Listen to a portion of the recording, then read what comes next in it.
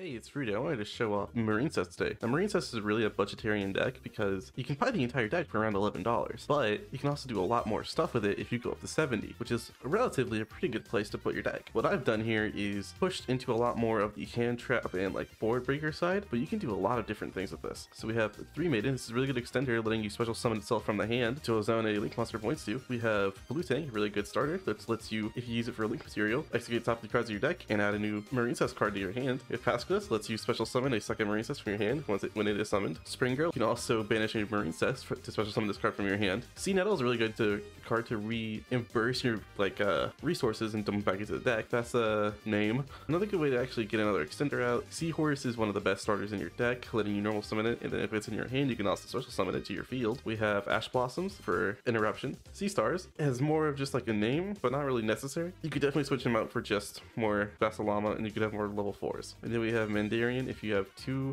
Marincess monsters on your field, you can special summon this card. 2 dives. This is like one of the most expensive cards in the deck now, but it's really easy to get into. Fury of Kairyu-Shin lets you search up torrential tributes. I don't need to tell you how good this deck card is. Marincess Battle Ocean is a field spell. Evenly Matched lets you, obviously, if you have not know what this card is yet, you can probably be underneath the rock. We have Evenly Matched to destroy boards. We have Marincess Wave, like a negation on your opponent's turn. You can play from the hand if you have a Marincess on the field that's level link 3 or higher, or if you have a link 2, and if you have a link 2 on your field, you can use this effect along with it. If you control a link 2, you'll be able to make all of your monsters unaffected by your opponent's card effects, and then you can also negate an effect of your opponent's monster unless you play it from the hand if you have a link 3 or higher on field. Inside we have 2 Sea Angels. This lets you search any Marincess spell or trap card, or Marincess spell from hand. Deck, you usually use this for dive. Blue Slug lets you special summon, or lets you add a Marincess in your graveyard to your hand. You usually do this to bring back Seahorse. Seahorse summon back out to use Sea Angel. Crystal Heart, pretty much just like there, not really necessary. You more or less go into more Coral and Enemy. It lets you special summon a water from grave. Coral Triangle lets you add Marincess Wave. Marbled Rock is a name, lets you add another card to your hand. There's a lot of recursion in this deck if you can't tell. Aqua Argonaut has 2 main effects. Has one where during your opponent's turn, when a spell trap card effect is activated, you can special summon 1 Marincess monster with this card and negate the effect. And you can only use the following effects. You can target 1 water monster you control and 1 card your opponent controls and return them both to the hand. Wonder Heart is the battle monster. Great Bubble Reef is way more important actually. This card gains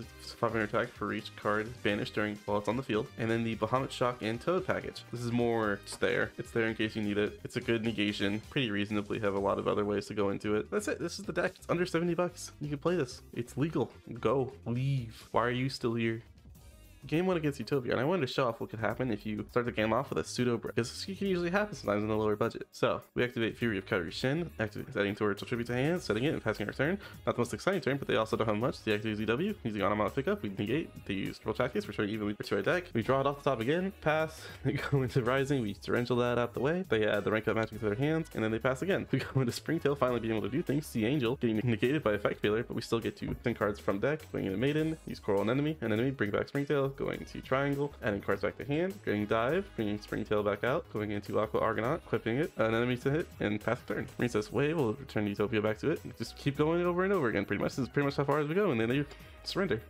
Game 2 is against Trickstar, really. It's not really much different. They go into Cadena, they add the field spell, they go into summoning a bunch of monsters over and over. They're trying to get out pretty much the burn variant of the deck, trying to get out to Licorice, doing the reincarnation thing, sitting our entire hand, banishing our entire hand, getting a new hand, burning us over and over and over until we're at 4,400. We evenly match them, leaving them with only 1 Licorice. We go into Blue Slug, bringing back Sea Angel. This is pretty much the full combo now. Going into Coral and Enemy, bringing back a monster, going into Triangle, trying card to hand, Triangle effect, getting Wave. They'll burn us a little bit more. We'll do dive, going to the Wonder Heart and passing. Ash the Candina, so they can't get another field spell. They'll go into the link 2. We'll Marincess Wave that. And from this point, they are trying to infinitely burn us with different cards, burning us over and over again with Licorice, bringing out Candina again, using the monsters. Going into an enemy, bringing back another wave, battle, destroying both of them. Dark Room, Trickstar thing, bringing back Licorice again. Dark Room, trying to burn us over and over. We are skimming by this. We bring out Triangle. I honestly mess up here. They bring out Candina. We'll negate that one more time with Ash. We bring out Sleeping Maiden, linking them away into another link 4. Count Aqua Argonaut and enemy. Oh no, we're not yet. Ooh, we're very close. Oh, okay, well, they just like the game. These last 2 matches, I'm unfortunately gonna have to apologize to Aurora Yugioh because I went onto his stream the other day and decided to exclusively bully him. Not really much I can really say about this match.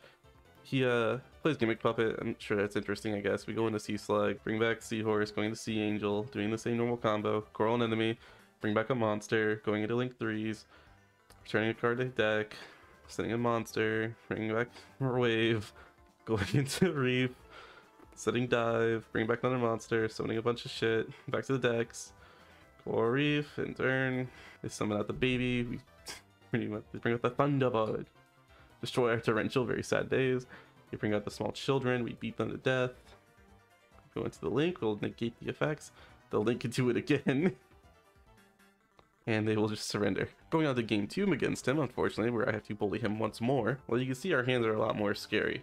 He has a Bigfoot, he has a lot more scary monsters that are level 8s. He could probably get something out if he actually had anything that he could get into, but we go first. Going to Sea Angel, this is a different line entirely, but it does pretty much the same outcome. See 2 monsters going into Coral effect, bring back a monster, going into Link 3, showing a card to hand, using Fury of Kaioshin, dive, bring back a monster, Aqua Argonaut, set pass. They bring out Humpty Dumpty. And go into the link once more. We will ash them, unfortunately for them.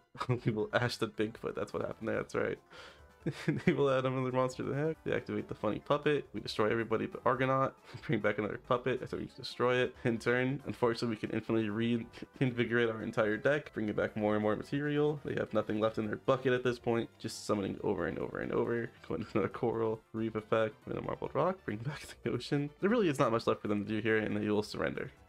Pretty unfortunate where I have to really say with this deck. It's really good, obviously. I didn't show it in the most amazing matchups today, but I think it's really obvious that this deck can do really well. Obviously, it's Marincess. But I more or less wanted to use this video to completely exploit the ability of me doing a stream with Aurora Yugioh and fully bullying him on it. That is absolutely the greatest thing I could have done with this deck. And you could have easily bullied your fellow favorite streamer if you subscribe to Fruity TCG today. That's it. That's the entire video. You can leave now. Leave, leave, leave, leave, leave.